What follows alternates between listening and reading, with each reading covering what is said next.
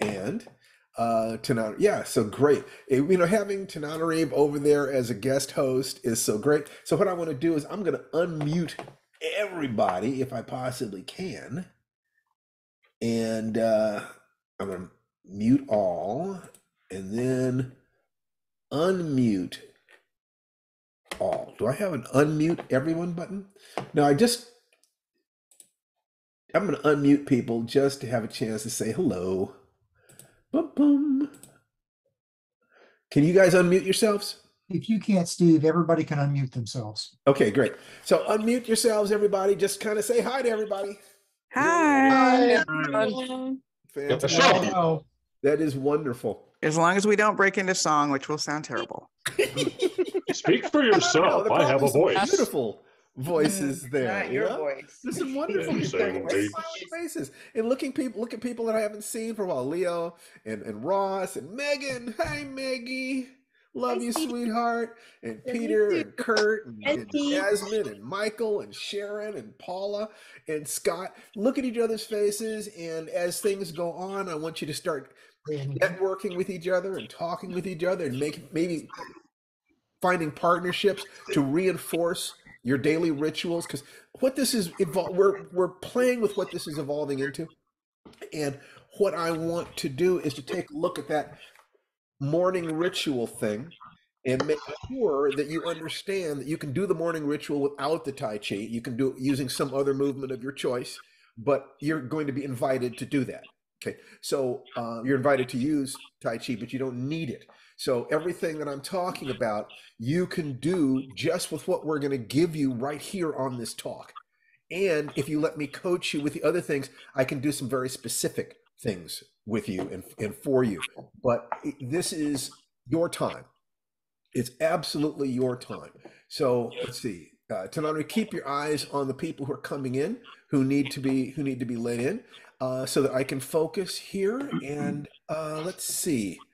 Firedance monthly, my meetings. Oh boy. Okay, yes, this is what I need. I need to go over here, and I need to open Drive, and I need to open there we go. All right. The run of show, the actual order of things that I want to do. So I like to start this with a Qigong exercise. And let's see, we've talked about the Tai Chi ruler, we've talked about the Chi ball. What would be a lot of fun today? We could go back over the Tai Chi ruler, or I could give you something new. So in the chats, real quick, tell me, would you rather go over something that we've already done, or would you like to learn something new in terms of an energy exercise? So somebody wants the constant bear? Great.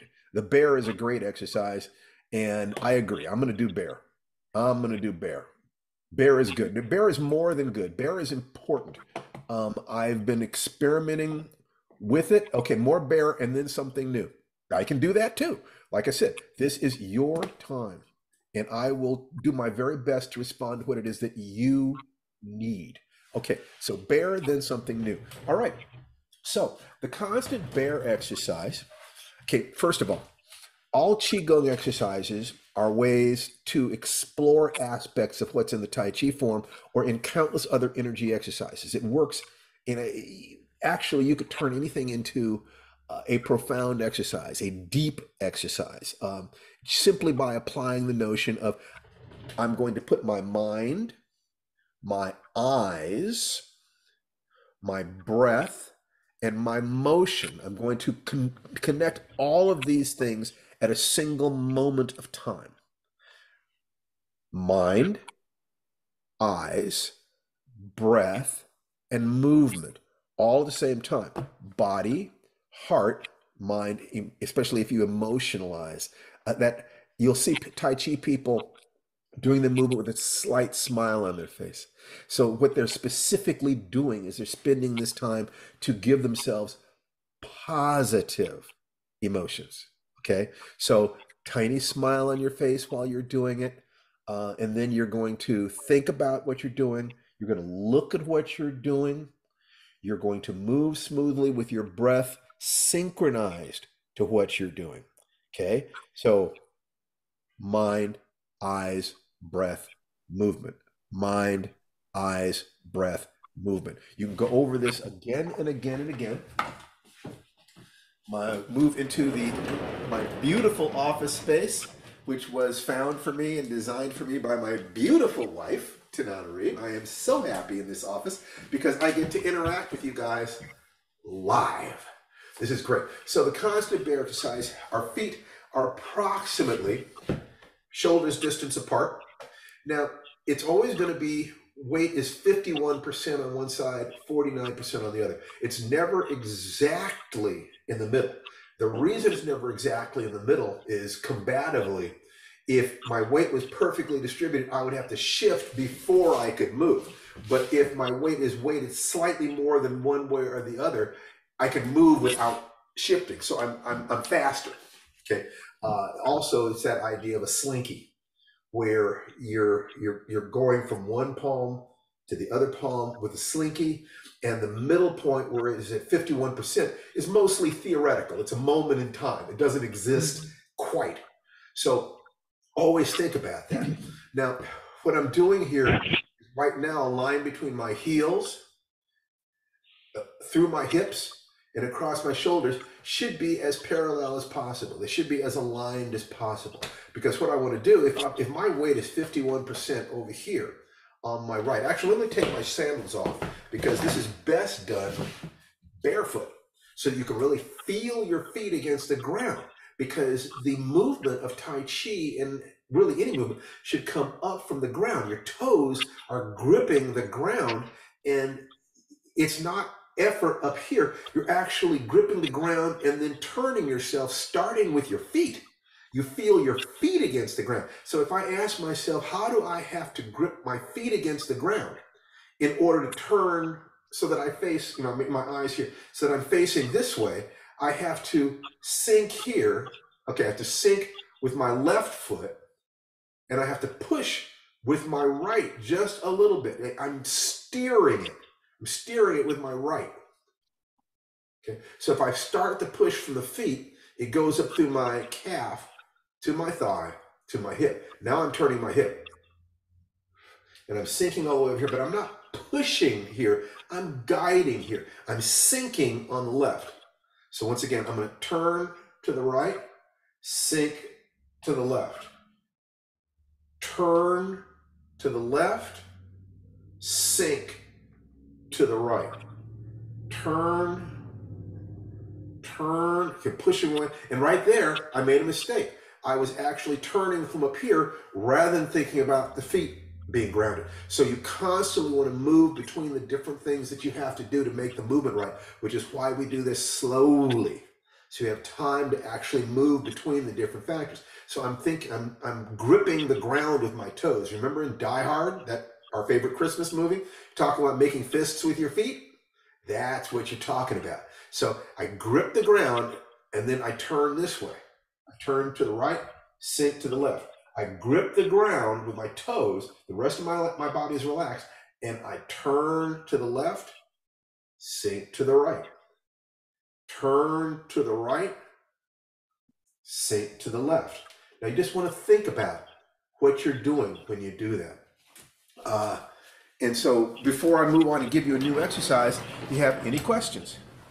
Do your feet turn pointing with your body? You know something? I don't, but you could. If I turned my feet, if I planted my feet, then if I was striking,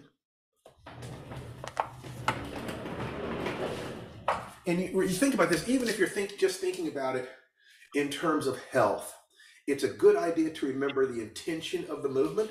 So the intention of the movement is to create health and unity, but it's also combative. So if somebody is pushing me, if they push my shoulder and my feet move, that's okay.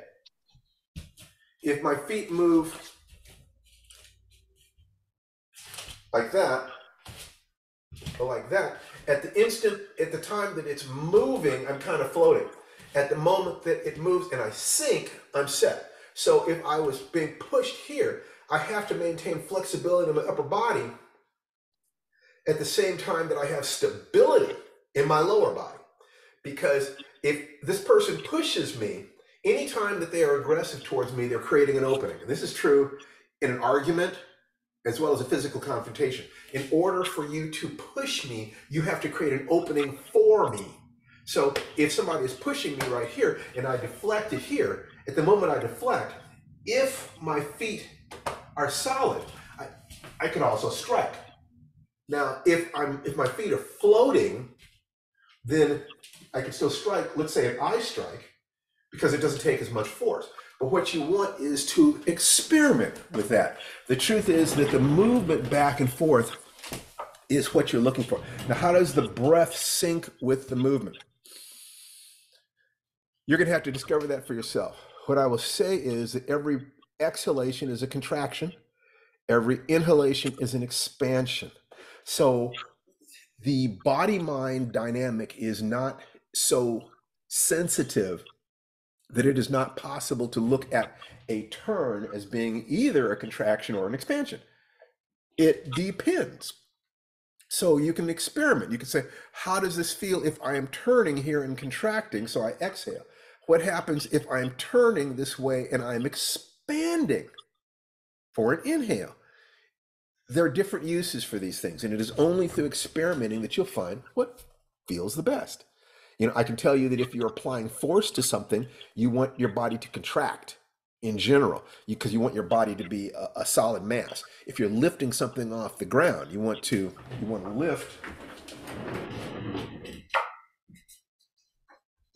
bending your legs and contracting your abdomen to make your body a unit. You don't want your gut to be bulging out. Now the intra-abdominal pressure could give you a hernia. But if you can contract enough to turn this whole thing into a solid mass, looking ahead, now I can pick this up, head held as if by a string from above.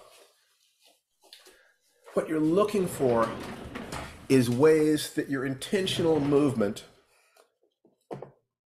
the ways that your intentional movement when you're practicing starts becoming unconscious competence when you're moving in life. So you just start moving more efficiently and effectively and safely at all times.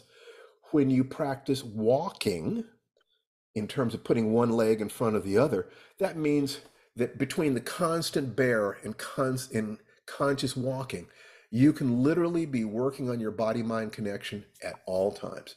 I don't care if you're standing in the bank, you're walking down the street, you're washing dishes. One part of you can be thinking about it. Okay, so if I keep sinking on alternate sides, I end in a deep knee bend. Where is the rise? Oh, that's a good question. Where is the rise?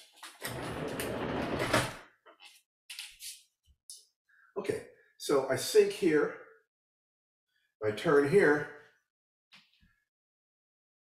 As I'm turning, I come up a little bit, and then I sink. That's where it is. As I'm turning, I come up a little bit, and then I sink. And it's gentle. It's very gentle.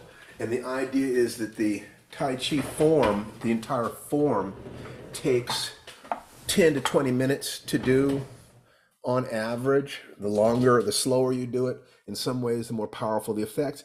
But when you're just learning the moves, if you only have 3 moves, then how do you keep doing it for 10 or 20 minutes? Well, you could do the constant bear for the rest of the time. You could do conscious walking for the rest of the time. So it says, I'm reminded how the body behaves when skiing. Where you look determines where you go. Absolutely. Full body, mind, dancing, movement, breath, situational awareness, and thinking. Absolutely. For every activity that you are doing, there is a perfect meld of attention and energy. There's a whole discipline that I created I call IDEA, Instinctive Designation of Energy and Attention. And what you're looking to do is to take your moments when you are focusing consciously and move things to unconscious competence. If you work on your breathing enough when you're awake, what will happen is that your breathing will actually change when you're asleep. There's like if I'm working with someone in Tai Chi, I might find that they're very tight through the abdomen, and when they breathe, they're up here in their shoulders. Even worse, their whole body is tight and they're really hardly breathing at all, which throws them into negative carbon dioxide balance, which triggers the hindbrain to give a fear response. So I know they're in anxiety all the time. They're doing this. What you have to do is, for a little bit of time, feel safe behind closed doors, your space, no one but people who love you around. You can do the constant bear, or you can walk, you can smile, you can feel open and safe. No one is going to hurt you in this space. And when you feel safe, now you're playing with that little child inside you. Let's play with this energy. Let's do this a little bit. Let's do this a little bit. And it's a lot of fun to do that, but it's serious play, because what you're doing is you're taking your life back from the world. There is a story I wanted to tell you today, that there was a monk who was walking through the woods and meditating, and suddenly a tiger springs at him, and the monk runs, and the tiger's gaining on him, and the monk comes to a cliff, and he climbs down the cliff, and there's a ledge below him, and curled on the ledge is a cobra. So he climbs back up the cliff, and then at the top is the tiger looking down, and he's holding on to a vine, and he notices that he goes down, there's the cobra. If he looks up, there's a tiger, and the roots of the vine begin to pull out of the cliff. And he looks over to the side, and there's a wild strawberry growing out of the rock. And he plucks the strawberry and he eats it, and he says, delicious. The stress in life is always there. It's always there. There are always tigers and cobras. But the people who are afraid of death need to consider that you can only be afraid of death when you're not fully living. Because if you're fully living, you're in this moment. You're not thinking about what might happen in the future. And you're certainly not dealing with the grief or guilt about the past. In this moment, there is a wild strawberry. In the next moment, there is the tiger or the cobra. It could be true. But we have to live in this moment. So learning how to stay in the moment, but simultaneously be dynamic. To stay in the moment is not static. What can I do today to move my life forward? If I use the morning ritual to organize my mind and body and emotions, then I can ask, well, what is the atomic minimum of things I need to do today? In my writing, that might be doing a single sentence, or it might be writing a single page. In my relationships, it might be making sure I have my meeting with my wife, my meeting with my son, and we hug each other and tell each other that we love each other every day. If I do that and check in, how are you doing? What do you need from me? This is what's going on with me. What's going on with you? How about you? This is what's going on with me. What's going on with you? I love you. How can I support you? What is the minimum that's necessary to keep your career forward, to keep your relationship healthy? And then your body. The minimum for your body might be nothing more than doing Tai Chi and constant bear and walking. That's terrific. If you want to take it a little bit further, you might think about the 5 Tibetans.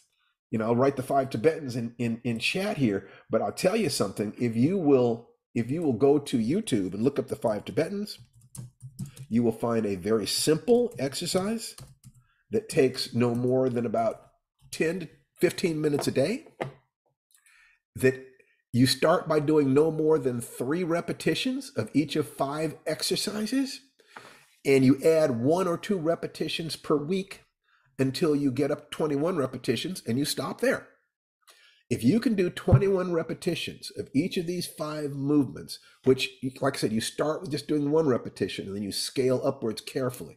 By the time you can do 21 repetitions of each of them, you're actually in pretty good shape. It's actually not bad at all. Anybody who, your spine is going to be pretty healthy, your legs, your knees, your overall musculature is going to be pretty good. It's possible to find very simple things that have a tremendous impact on us, tremendous impact. And so what you're looking for is, yesterday, there were things I regret. Tomorrow, there are things I fear. But today, I will live joyfully. Today, I will act with power and meaning and purpose. Just today. Forget about yesterday. Forget about tomorrow. Today, I'm going to live with power and meaning and purpose. And ultimately, in this moment, I will behave with power, meaning, and purpose. There's a book called, one of my favorite self-help books, one of the first ones my mom ever gave me, Think and Grow Rich, which has a chapter which actually gets left out of some of the translations of it, called The Mystery of Sex Transmutation. And he basically is saying that all of the successful people he studied had unusually high sex drives, and very few of them achieved success until they got into their 40s, that where they no longer thought that their sex drive was just about chasing, partners, but was about taking that same passion and focus and putting it into the moment about the things they're trying to accomplish in their lives. They transfer it from the arena of, they transfer it from the arena of physical sexuality to the arena of, this is what I'm passionate about, and this is what I'm bringing into the world. That we all have experience of what happens when we put all of our focus, all of our attention, all of our passion, all of our intellect into the moment. And we've all had that. And if, like I said, if you have any question about that, we're all adults here. The last couple minutes before you reach an orgasm, the rest of the world is going away. Okay. Anybody had that experience? I certainly have. As one person said, the intensity of an orgasm is actually, it's not one person who said this. It was implicit in a number of different disciplines I studied. The intensity of an orgasm is in direct proportion to the amount of your ego that you let go of at that moment. In other words, if you can remember your name, it wasn't good sex. So, it is that sense of total connection, of total throwdown. This is who I am at this moment. I'm giving it everything I have. Think about what happens if you put that into a story. Think about what happens if you put that into anything that you're doing. There isn't anything more of you than all you've got. I'm just all my body, all my emotions, all my mind, all my creativity, everything right here, right now. Let's do it. That feeling right there is as close to genius as you're going to get. And anytime you look at somebody who seems to be brilliant at something, I would suggest you think of it as skill rather than talent. That skill was the result of focus, passionate focus over time. And the luckiest ones are the ones who, when they were 18 months old, saw something on television. It's like, wow, dancer. And they get up and they kind of try to stand and they're flopping around at first, but they keep going. They keep learning. While other people go off and do other things, they're focused on what Fred Astaire or Michael Jackson is doing on television, and they become brilliant dancers because they spent that focused time. And then when they become brilliant dancers, what happens? Those who did not spend that time look at them and say, see how talented they are. See, and that's one of the biggest disappointments that I have felt. I always thought that as I got more successful, I'd be able to help people more. And that is true. That is certainly true. What is also true is that the more successful I became, the more likely somebody was to forget the work that got me here and think, well, there must have just been something special about Steve. If I say there's something special about me, that's my ego, and they're not going to like me. If I say that it's focused work over time, then I'm saying, well, you're just ignoring, how many obstacles people have. In other words, you can't win. So if you can't win, if you go by the rules of people who are trying to protect their egos against, are you trying to make me feel guilty because I'm not focused? Are you trying to make me feel, no, I'm not trying to make you feel guilty. I'm trying to set you free. If there is a goal that you have, this path says you find people, men and women, who have accomplished your goal, starting approximately where you started. And you look at the price they paid in terms of their actions, their behaviors, their emotions, their strategies. You examine several of them and you ask, what are they all doing in common? And then start to do that. If you want to go to another level, I hate to say this, but look at people who failed in those same arenas. Examine them, find out what they believe, and then pay special attention to the beliefs that they have that vary from the beliefs of the people who made it. The people who are making it might be afraid of death in more of an abstract way, but they're using that fear to power them to move forward. In other words, I don't want to die without having accomplished this. So I get up every morning. What do I have to do? Okay, I know the step that I need to take. Let me spend my day doing it. Let me, kiss my wife, exercise, plan in my journal. Now I'm going to get to work. I'm going to do everything. It's now 9 o'clock in the morning or 8 o'clock in the morning. I'm going to work straight through until 1. The idea done by 1. I'm going to take all the basic things I need to do, and I'm going to do them all so that I can quit by 1 o'clock. So for me, the business part of my life, the things I have to do to stay in business, it's done by 1 or through by 2 or free by 3 or out the door by 4 or alive by 5, whatever it is. But I set some time, and for that period of time, that's what I'm doing. I got to get it done. If I can get the basics done, it's Miller time. I can kick back for the rest of the day, watch Netflix. I could binge Netflix all day long, but usually what I'll do is I'll be sitting with my computer or my iPad working on a project that makes me happy, something that makes a little kid inside me smile. It's like, so I get the work, that's the adult part of me. Now it's playtime, but the playtime is also work. And to be totally honest with you, I love these Zooms, and I would do these Zooms for free. Anyone who's run into me at a convention knows there's nothing I love better than talking about this stuff. But I'm also turning this into a business. And that is because I have noticed that there are aspects of Hollywood that only work if you don't need the job. That, as I said many times, there are aspects of life, aspects of success that are like a dog. They come when you call. They are directly responsive to the work you put in and the attention you put on them. And then there are other things that are more like cats. Cats wait until you're busy and then come and curl up in your lap. So the success you want, and that is true in terms of selling a story. The dog is doing the work. The cat is getting accepted or making a career.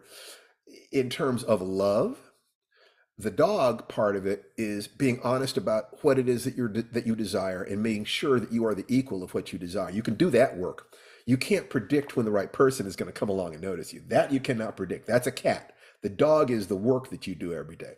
And in terms of your body, we can't totally control health. There are genetics and environmental things that can affect that. But what we can affect is our daily behaviors in terms of how we move and the food that we put into our mouths. We can control that more than probably anything else in our lives. And so if you can see the problem that people have in controlling their input and output, and the problems that we as individuals can have. I have a hard time fasting. I know I'm supposed to fast. I'd like to fast every other day, but don't bring that cheesecake around me. don't tell me you're making pasta for dinner. It's like, well, I guess I'm pretty healthy. I can go ahead and have that. I can hear the justifications in my head. So it's like, how do you allow yourself to have fun and stay balanced, but at the same time, be respectful to the part of you that, something you've been working hard for a long time. You deserve a little pasta. You deserve a piece of cheesecake. That's just the truth. The Dalai Lama said that the meaning of life is to be joyful and of service. And as long as you are focusing on the things that will take you where you want to go, and you're doing it in a way that you are joyful,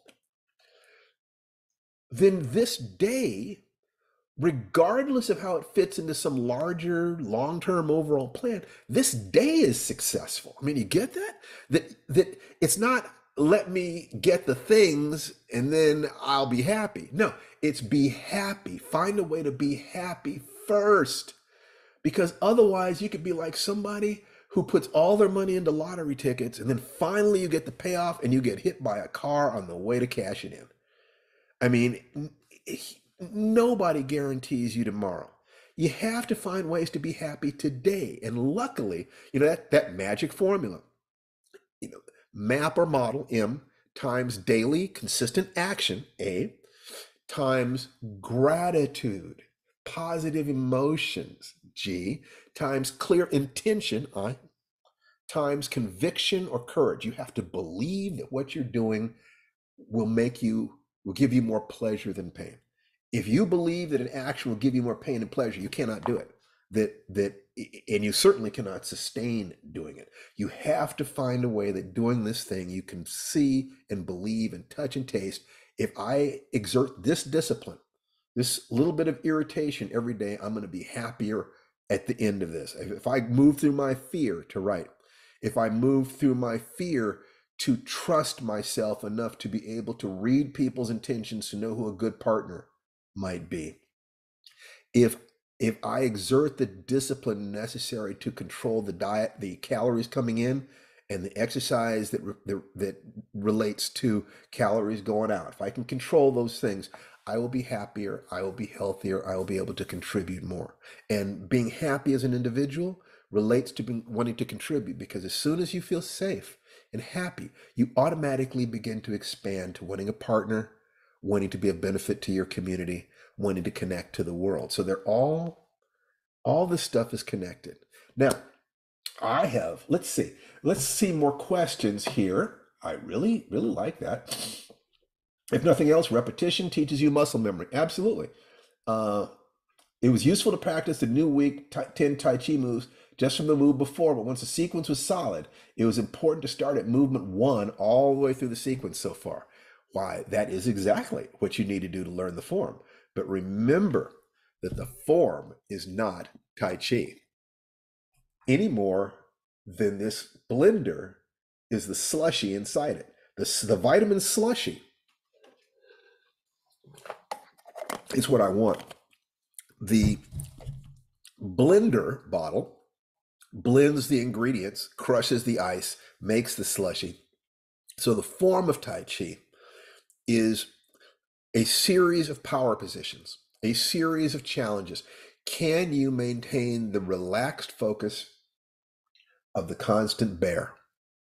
Can you put a Sharpie on the back of your hand? Whoop, not for long, you can't. Let's say on the front of your hand. Can you relax your hand enough that you can feel the weight of the Sharpie and give just enough tension that your hand does not sink when you put it on, okay? But also, can I be relaxed enough with the forward pressure that if somebody took this off, my hand would rise a little bit. If I put it on, it would sink just a little bit. Then I stabilize it. That level of relaxation, focus, and sensitivity is what you're looking for in the form. And because I cannot touch hands with you here, although we might meet at another time, I'm going to give you lots of different ways to find that feeling of relaxation. Maybe you soak in a tub and you say, how much do I have to relax my arms until they float in the water? Or in a hot tub or in a pool. That relaxation, finding the way that it floats in the water. Now visualize the air being like water and you are floating in the air. How much do you have to relax to get that? If you can do that, that is the same feeling that the teacher will transmit to you doing push hands.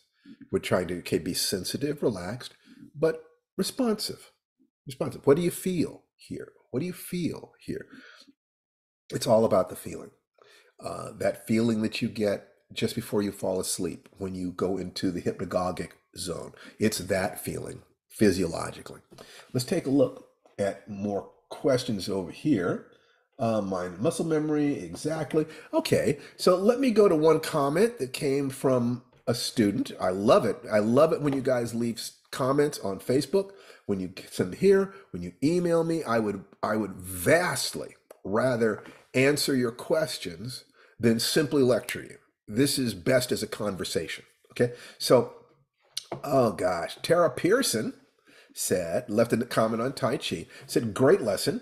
I finally got to the point where I exercise daily, joyfully, but Tai Chi is another level of discipline because it requires so much more active engagement than Pilates or running. Like my Ashtanga practice, there is a ritual to be learned here that requires deep consciousness. I feel like I'm learning a really long prayer and a dance. I was really moved by today's message of belonging in the universe. I'm coming to understand how Tai Chi is a dance, a prayer, a formal celebration of and communion with life. I love this. Anyone who can resonate with the words right there is on the path we're talking about. That sense of being grateful for life, of being grateful to have a body who can do this, of being able to have a slight sense of humor about forgetting something or doing something wrong. It's like, so what? We're all doing things wrong. You may look at the teacher and think that their practice of piano or writing or Tai Chi is perfect, but I can promise you that they know it's not perfect, that the better you get, the easier it is for you to see the flaws in your performance. So you're up there feeling like a fraud because everybody's applauding and think, oh God, that's so beautiful. And you're thinking, oh God, I went too far over here. I mean, there was a better word for that. I didn't do this. Unless you stay in the moment, in which case you're just enjoying the feeling. And if you look at the video later on, you might say, I can improve there. I can improve there. Okay, I can get better there. But in the moment of doing it, you're in that joyful flow. And taking that feeling into every arena of your life is what we're talking about. Using a morning ritual where you're doing something physical at the same time that you are focusing your mind on your role models, focusing your heart on gratitude, all you have to feel grateful for in life, and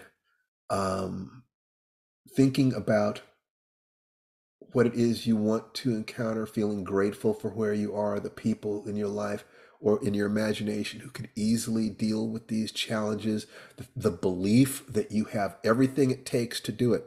See, if you don't believe that you have what it takes to do it, you might be afraid of your current position.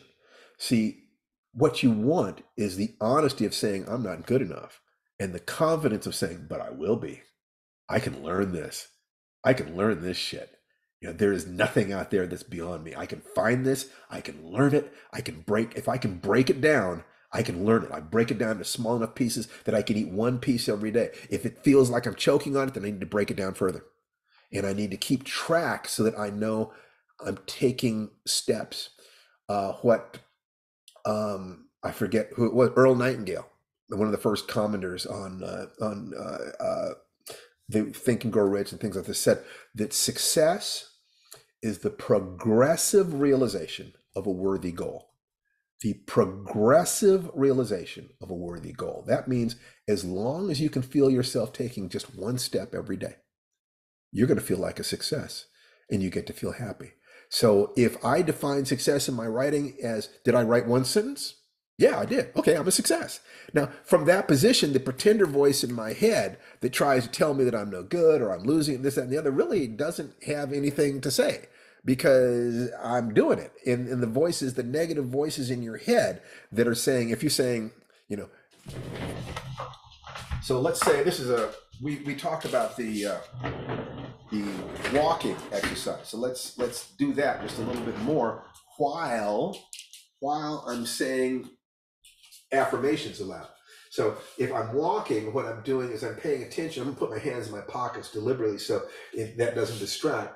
I'm paying attention to the movement of my feet against the ground and the way that relates to my breathing. So if I'm going every day, every way, I'm getting better and better. Every day, every way, and I'm feeling every half inch of my foot against the ground as it rolls down. Okay, I pronated a little bit there. I have to go right down the center every day, every way. And by balancing on one foot, I'm feeling my weight as it tries to shift back and forth. Okay, I'm not masking my lack of balance by moving quickly. Every day, every way, I'm getting better and better. Now, if I say that, the negative voices in my head will say, no, you're not. That's a bunch of crap.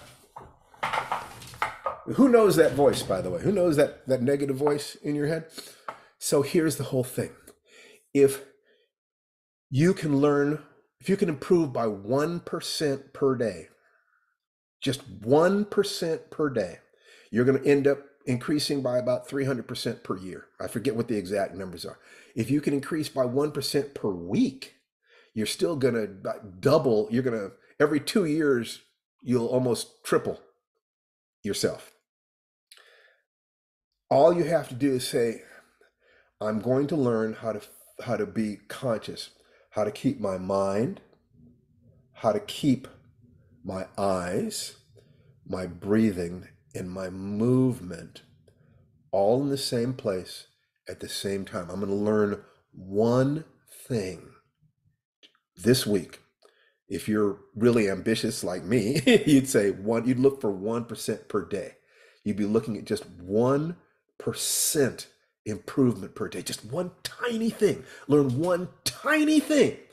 Then, if you're doing it and that voice comes up and you're saying, every day and every way, I'm getting better and better, which can lead to every day and every way, I'm getting stronger and stronger. I'm getting more and more loving. I'm getting more and more creative, whatever it is.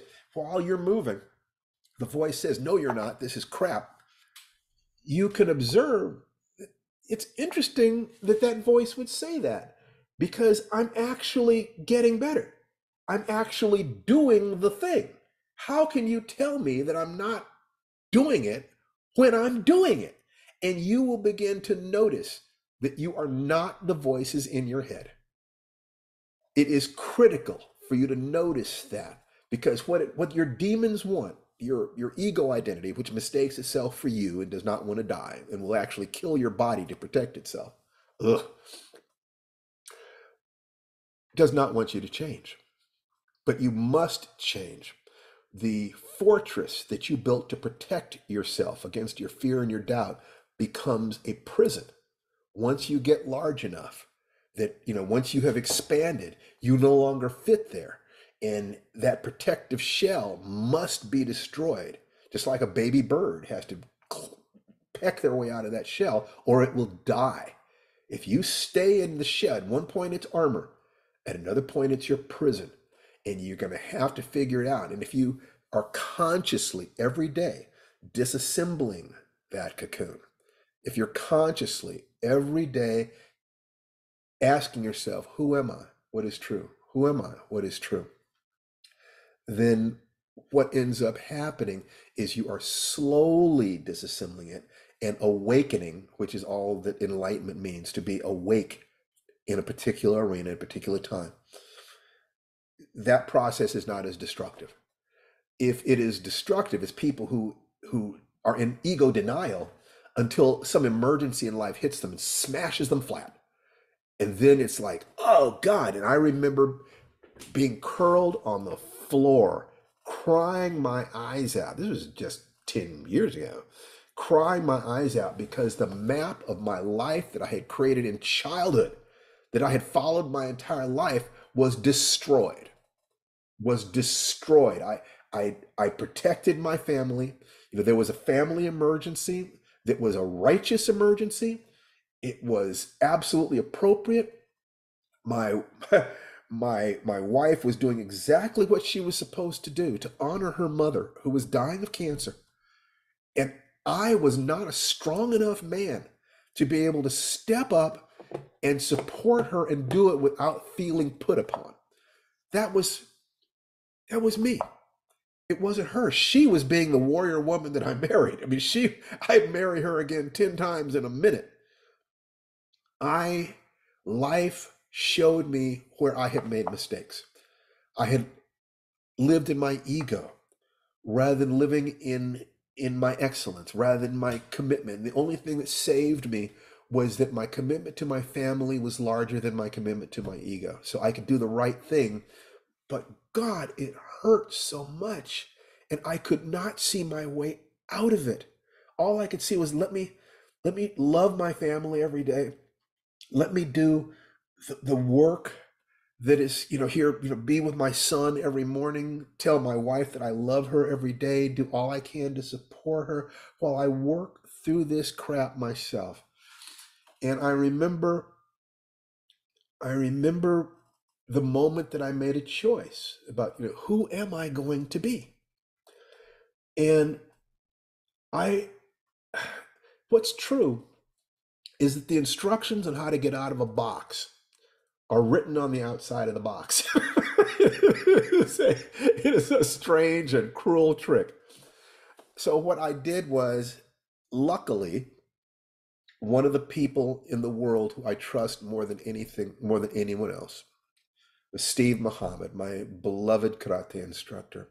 And he had retired to right outside Atlanta. Now, if you start getting the joke here, I mean, how likely was that? That I just happened to have my ego shattered, being in a place where I'm saying to myself, oh, boo-hoo, I don't have any friends, I don't have any connections, poor little me. But the man that I trust most in the world is living right here. It's like, it's, anyway, no accidents in this universe. At any rate, I went to him and I said, what do I do? And I'm editing this slightly because some of it was even more personal than I'm willing to share. But the basis of it was that he said that in this hand were all of my resentments and my fear, and that was all legitimate, and I could have that. But in this hand were the qualities of mind and spirit that when I walked into his karate school 30 years before and said, I want to be a man like you, I want to be a warrior, that quality of mind was what he was asking me to respect, asking me to cleave to. I could have this, it was real. I could commit to this, but I could not have both. I had to make a choice. Was I my fear and my ego, or was it my commitment? And I knew at that moment that there was only one choice. I'm my commitments. I am a father. I am a husband. I am someone who is walking my path between life and death with the greatest amount of intention I can. And even though I could not figure out how I was going to do it, I knew what I had to try to do. My way through it was this morning ritual that I'm teaching you. It was taking things from shamanic things and Ericksonian hypnosis and the sweet medicine Sundance path and neurolinguistic programming and Tony Robbins, for God's sake, and blending them with Tai Chi. Although you can blend them with other disciplines. I get that. I'm going to keep saying that because I want to make sure that you understand how serious I am. That practice saved me. It is the only thing I do every day, 6 days a week. I give myself 1 day a week off for very specific reasons. This is what I'm talking to you about. And what I want each and every one of you to do is to create some version of that yourself. I do it for myself as an individual. Tananarive and I have the blessing dance that we do as a couple. We do our meetings with our son Jason as a family ritual. And it's a total of about an hour a day for all of that interconnection. And then the rest of the day we go our separate ways. We do things, and then back in the evening, we kind of connect and say, how was your day? Let me read you another letter. Okay, this one, let's see, is from Lionel. Okay, Lionel. Let's see. The 5-Minute Miracle has been a lifesaver for me, but the added dimension of movement just seemed to fill in some gaps I didn't know were there. Yesterday, after some really crazy moments, I actually did some affirmations. I chanted, I got this. I know who I am and what I'm capable of, which almost turned it into a mini morning ritual. It was immensely effective. Here's another one. Good afternoon, Stephen. I hope all is well. A few days ago, I was intrigued when you mentioned integrating the 5 Tibetans into the 5-Minute Miracle. I wanted to try it, but I wasn't sure how I could do so because I work out in public and I'm patrolling large areas in a vehicle. It's just not practical to find a place where I can get on the ground and do the 5 Tibetans effectively. I was trying to figure out an alternative. My martial arts background is Chinese Kung Fu, and I remember the Xing Yi Chuan has 5-element Qigong, and Hungar has 5 animal forms. It's easier for me to find a quiet corner behind a building or someplace where I could remain standing and practice. So for the last couple of days, I've integrated those techniques with 5-Minute Miracle, and wow! It's been a particularly hectic week, but I felt like the eye of the storm. I surprised myself by how cool I remained under pressure. The physical movement seemed to have a lasting residual effect, so that even after the minute of mindfulness to center myself, I was able to carry it with me throughout the day. I still have about an hour before I clock out of work. I wanted to share this with you. I feel amazing. Thanks a lot. See, that's it right there. To take, yes, from Leo Rojas. Thank you, Leo. Thank you, thank you, thank you. And for every one of you that shares things with me, yes, just applaud. Applaud. Yay, Leo. You see, you're getting it. When you bring everything that you have together, your body, your mind, and that wonderful heart of yours, and you say, I want, and you tell yourself the truth, I want a better life. I want to be happy. I want to be loved. I want to get published. I want to lose weight. Whatever it is that you want to do, and you put everything you have behind it, that's the most you can possibly bring to it. Can't do any better than that. And if you can take satisfaction simply from bringing everything together, life will, to a certain degree, determine the results that you get. Life is a cat in that sense. You can walk the dog. You can take care of the things that are under your control.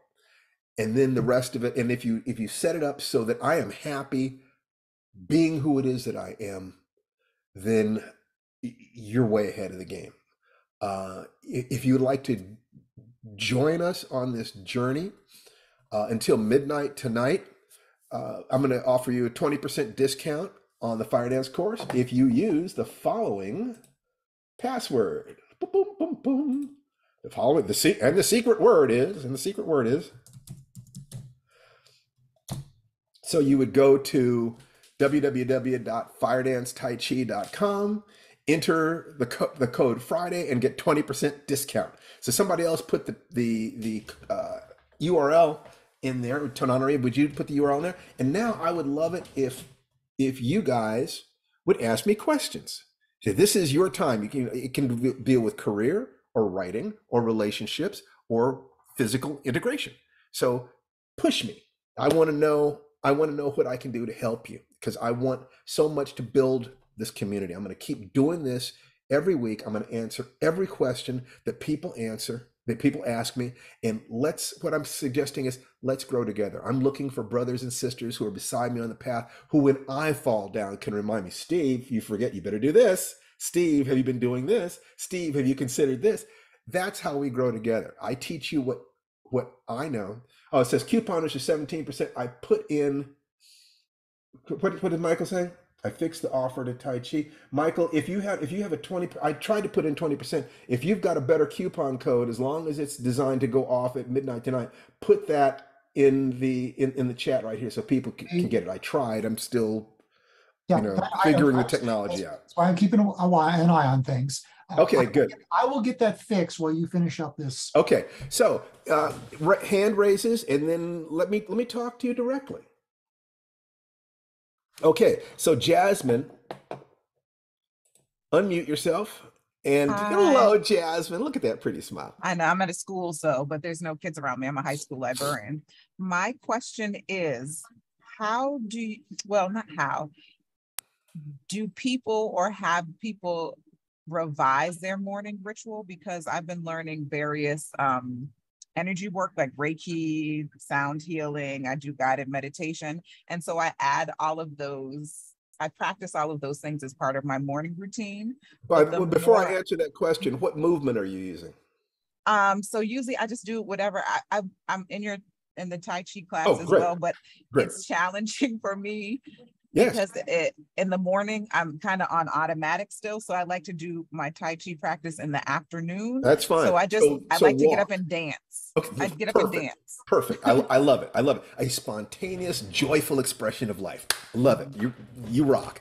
Okay. Yeah. So the answer is the morning ritual is a living thing. Living things change.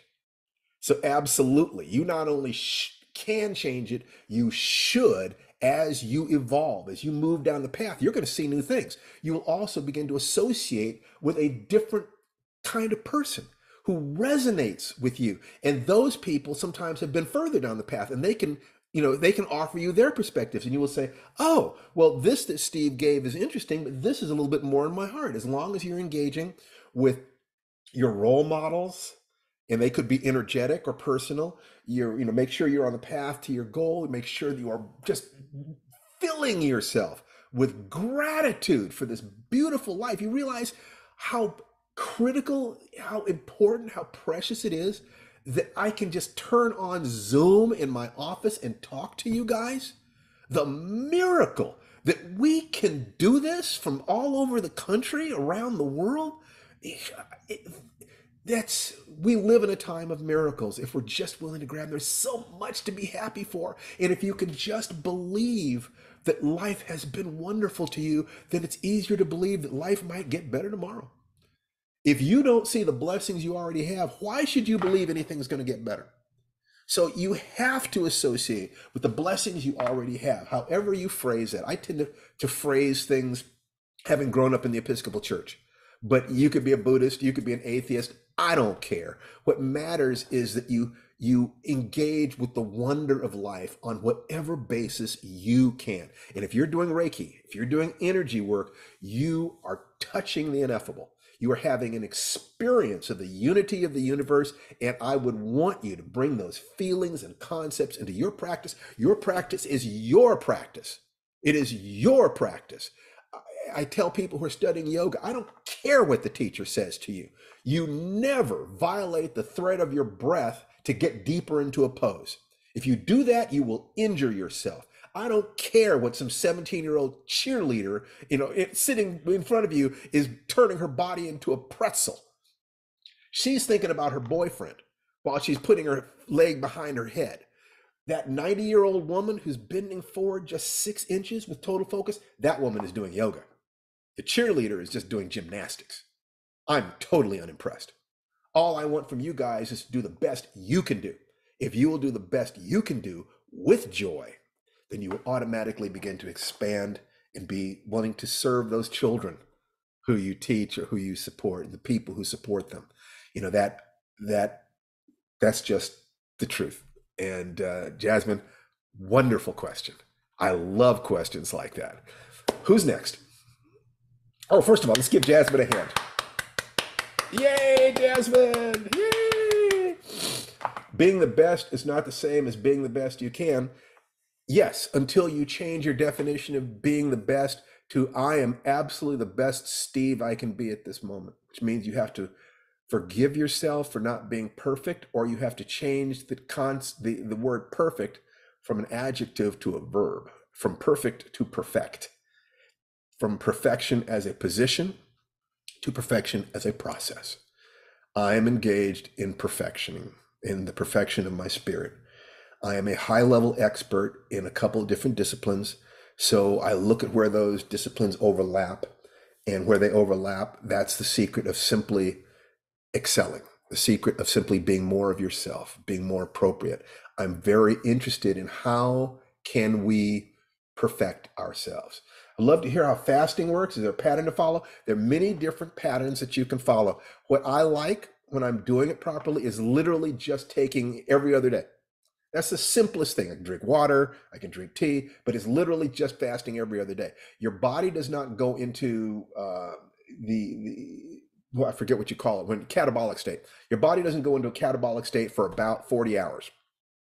So taking 24 hours between times that you eat, or even as much as 36, there's no problem. You want to check with your doctor first, because the doctor might say, well, okay, let's not do that, but how about we have, you don't eat until dinner time, and you have a 3-hour window in the evening when you eat.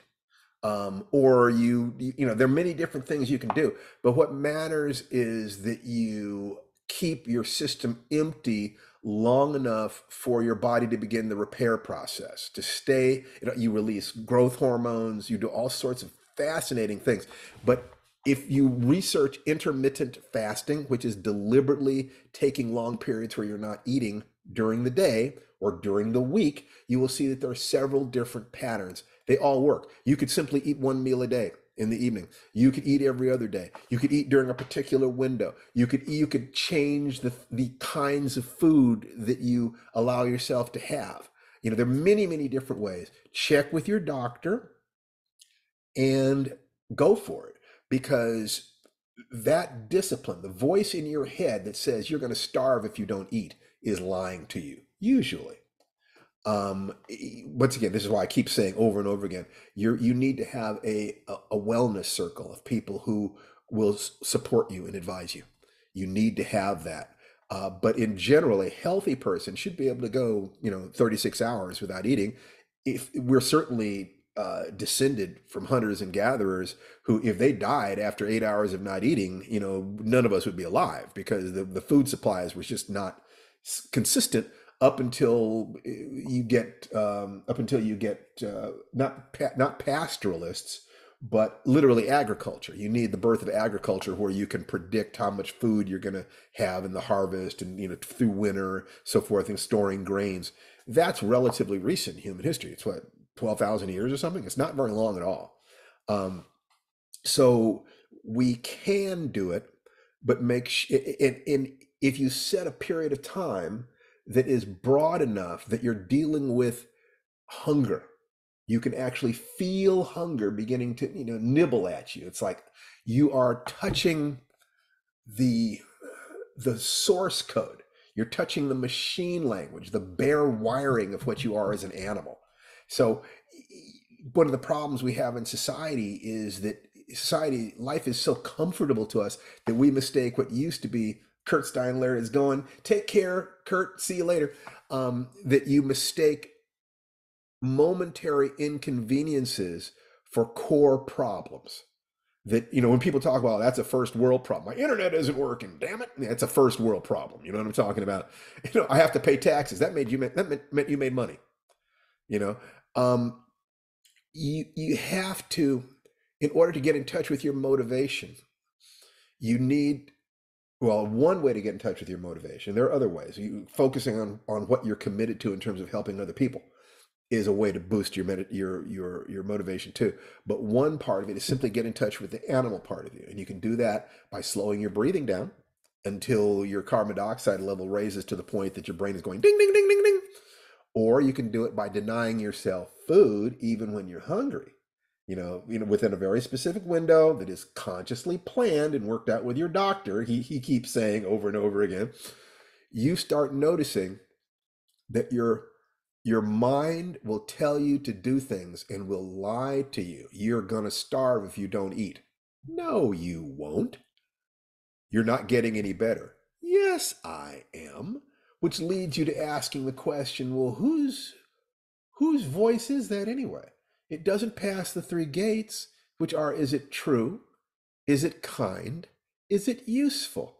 If it's not true, but you're saying it in your head, and you can get in touch with that by reducing the amount that you eat or slowing down your breathing or whatever,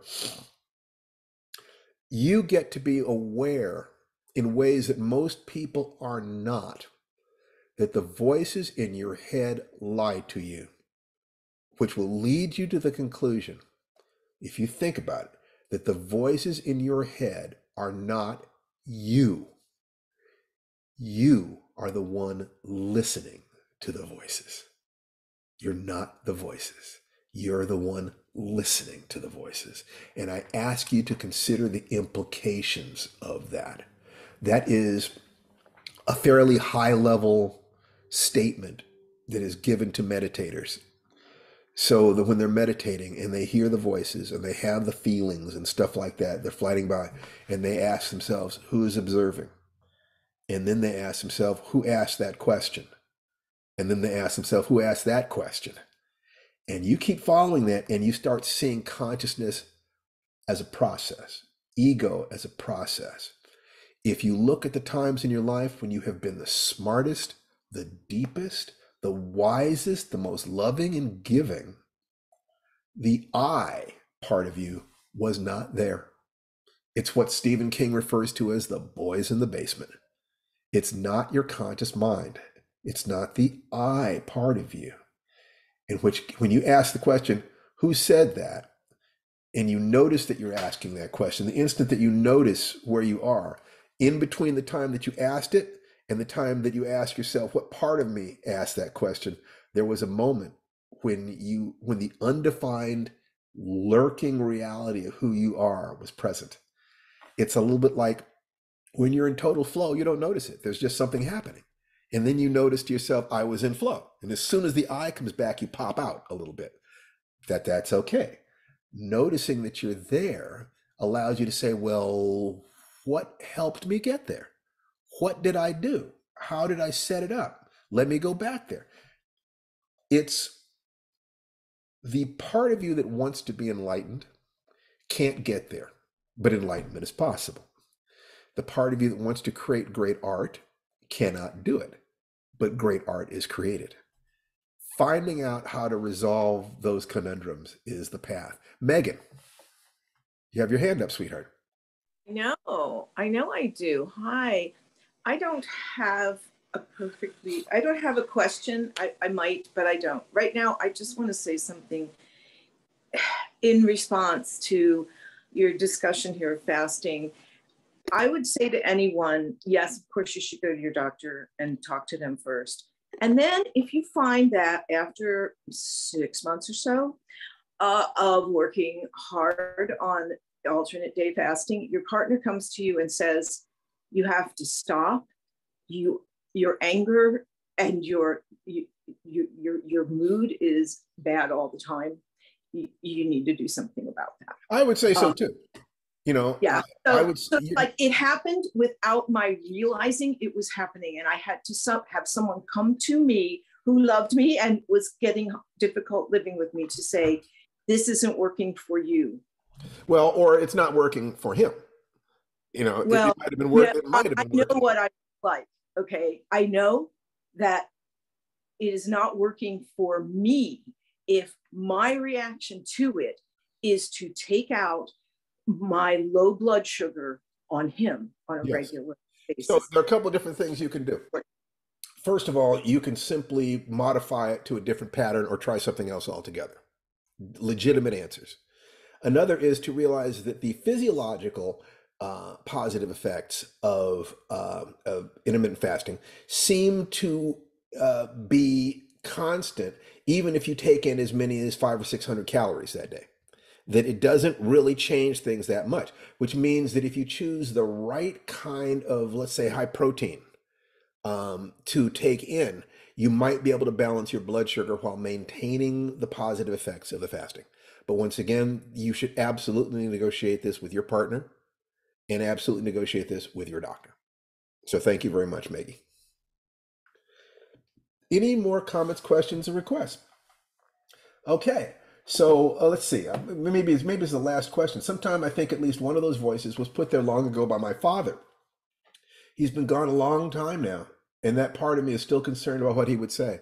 I still have my mother's ashes in an urn in my office. I still talk to her. I've got her picture up on my shelf. Our parents are incredibly important role models to us. And I ask my mother and I ask my father's spirit, how am I doing? I'm on the same road you're on. I'm doing the best I can with my life. I hope you're proud of me. There is nothing wrong with their voice in your head, unless, of course, that voice is negative and is hurting you, at which point you might need to go inside and ask yourself, do a representation of your parent and ask them what their intentions were with that behavior, with those statements.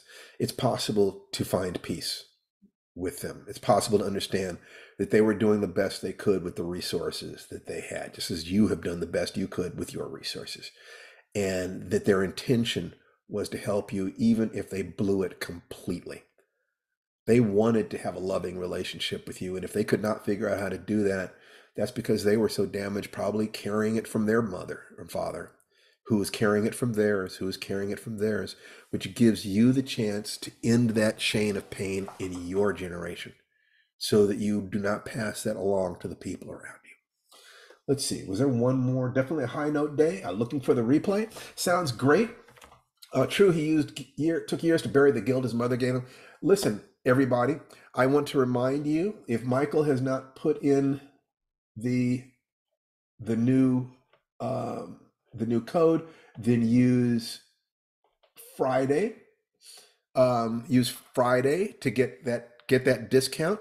I will try to get better as we go with understanding how all these things fit together. Please forgive me. I'm doing the best I can. Please send me emails, personal messages. Let me know what questions I can answer. How can I serve you? It's incredibly important to me to do that.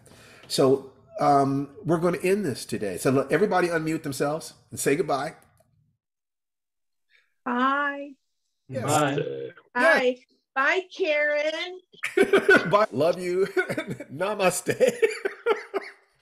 You are so bad. I'll follow up with you by email or DM. That's when I'm at my best, sweetheart, when I'm being bad. Bye-bye. Bye, everybody. See you next week.